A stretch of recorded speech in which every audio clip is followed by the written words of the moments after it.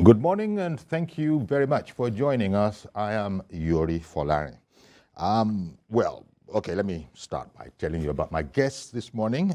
In the Lagos studio here, we have Honorable Olusegun Olulade, APC Chieftain, National Secretary, Humanitarian and Social Directorate, APC Presidential Communications Campaign Council.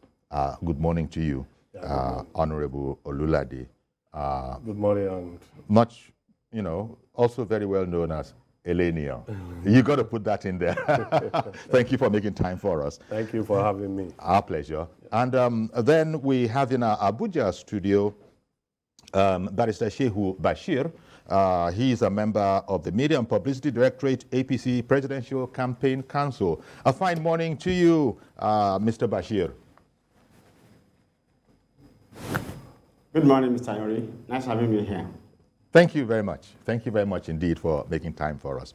Okay, so we're going to be looking at, we've done it already. I guess we'll continue to do it because remember when it dropped, as musicians say when they drop a new CD, when the manifesto, the policy statement, call it whatever you will, the roadmap of the Tinubu presidential campaign, when that dropped, it was an 80-page document, and it highlighted, about 8 different areas. I think national security, economy, agriculture, power, oil and gas, transportation, education, and I'm sure health is in there as well.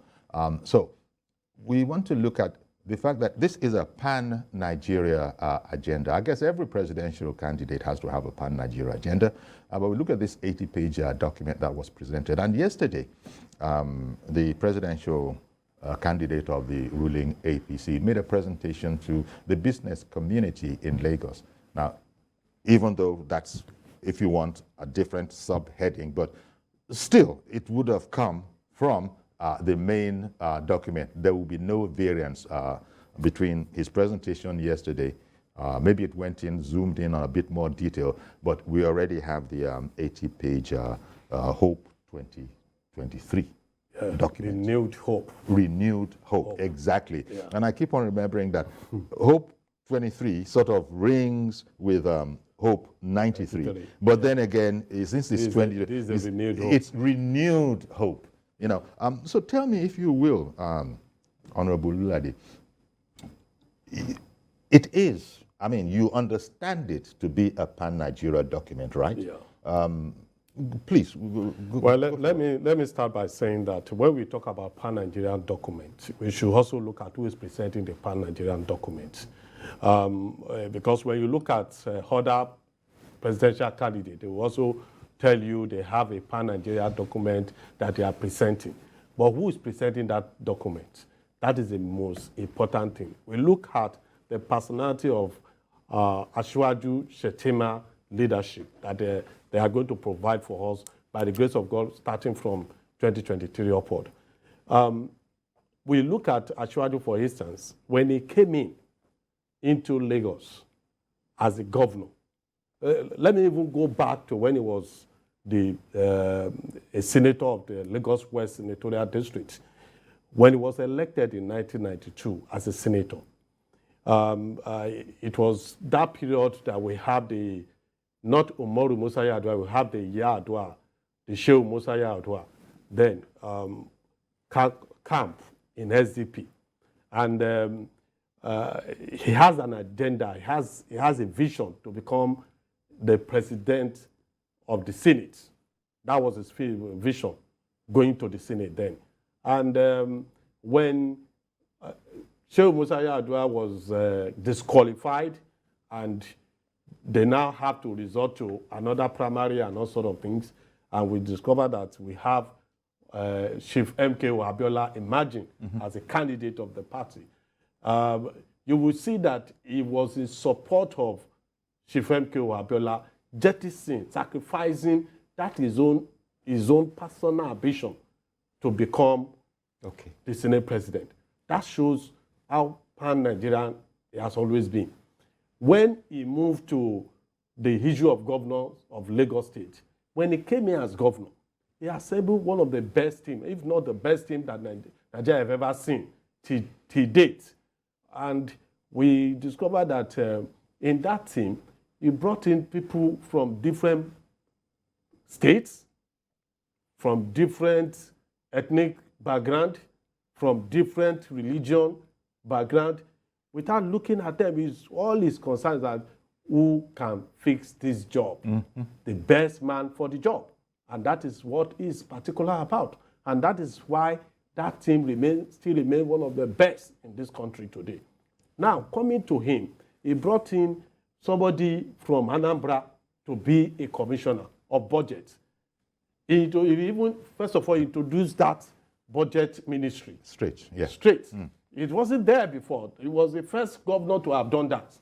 Now, he started with that. He brought in somebody from that. He brought in somebody from the North Central, Kwara, to be his chief of staff. So when you look at it, he brought in people from the North to be part of the government. He brought in people from the South to be part of government. He has always been, as a Democrat, he has always supported democratic structure. So when we talk about somebody now presenting a document, we will look at him as in, is this somebody who is religious bias? Is this somebody who is ethnic bias?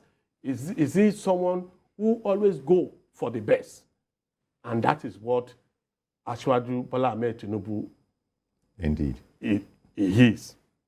And coming to his vice presidential candidate too, is someone who was governor for 8 years. Who, when he was governor, he was building churches. He was protecting the Christians in the state. He came in at a very tough time during Boko Haram. That is when he came into governance. He was not in government when Boko Haram started, even in Borno. But he came in that particular tough time, and was able to arrest the situation to at least to his own capacity to do so many things in the area of national security. When we talk about terrorism today, he is one man that has demonstrated his capacity to address issue of insecurity. Indeed. As he did in his state. And I'm coming to what they have put in there as a document. You will discover that this is a document that have addressed the issue of insecurity in Nigeria.